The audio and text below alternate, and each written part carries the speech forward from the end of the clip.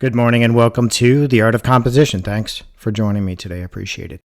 I thought I would continue on with my evaluation of the book, The Painter's Secret Geometry. And this is part 8. Today I'm going to look at a Fragonard painting. I believe it's called The Bathers.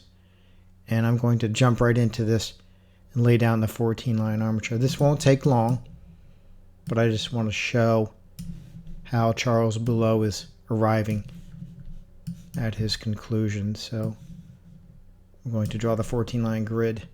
Moving forward, however, I won't be doing many videos on dynamic symmetry. There just doesn't seem to be much interest in it, and I think a lot of that has to do with the limited availability of good books. There are only 2 books that I recommend on my website. That's A Simple Application of Dynamic Symmetry by Mikhail Jacobs and, of course, Classical Painting Atelier. All the other books on dynamic symmetry that I've come across, I have to be honest, they're really boring. All they talk about is how to build root rectangles, and they're just far too complex. And the interest that most of the artists that draw and paint that come to my website, they seem to be more interested in the 14-line grid. And that makes sense because it's easier to learn. So moving forward, I'm not going to be doing too much with dynamic symmetry. It is a great tool, but I think it's difficult for beginners. So I'm going to limit my teachings. And I have a lot of videos on the book, A Simple Application of Dynamic Symmetry by Mikhail Jacobs.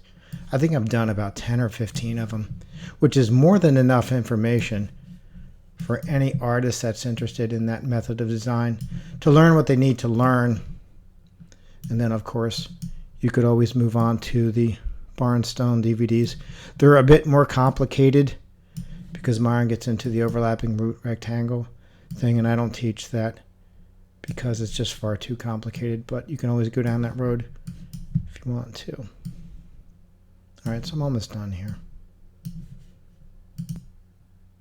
All right, so I have the basic armature drawn out, and what Boulleau is doing in his diagram, he's dropping a few additional lines, and then he's also demonstrating how this composition works in a circular fashion, and I'll show that right at the end. But he's dropping several diagonal lines, one right here. I'm going to bring it to this corner, and I'm going to drive it through this point right here, and then he's doing the same thing on the other side, coming from this angle there, and he's driving it through the same point right there. And then on the bottom, he's doing the same thing. Going to come from this corner up here and then drag it down through the same division right here, but just on the bottom. And then the same over here in this corner, intersecting it at that same point. So you have these additional diagonal lines going on, and I'm going to eliminate some of these lines to make it a little bit easier to read.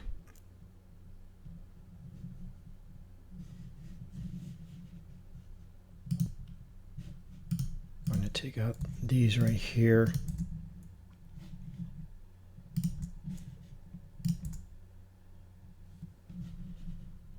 And I'll delete the center line as well. But just from these few lines, you can see how all these diagonal lines are playing out. And I just want to make sure that I have all the lines that I want here. I'm going to remove this one and this one just to show what he has in the book and to simplify this a little bit. And I'm going to get rid of this one and this one as well. This is what he has in the book, but the other thing that he does show, he demonstrates there is a circular movement coming here as well as on the left hand side, and you can get that by dropping a circle from edge to edge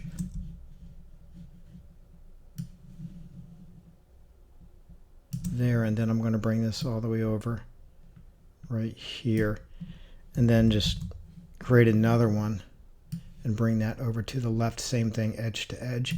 And you can see exactly what's going on here. You can see all of this circular movement coming about in this area here.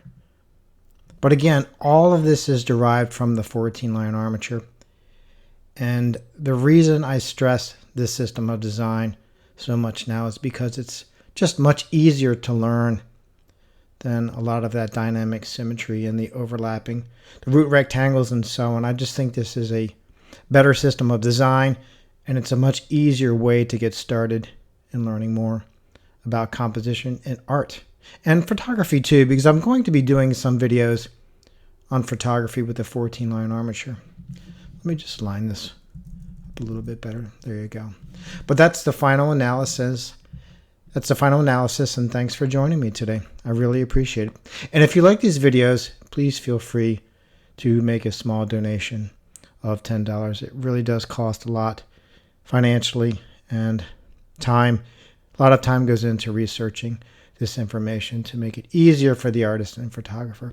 But that's going to be it. Thanks for joining me.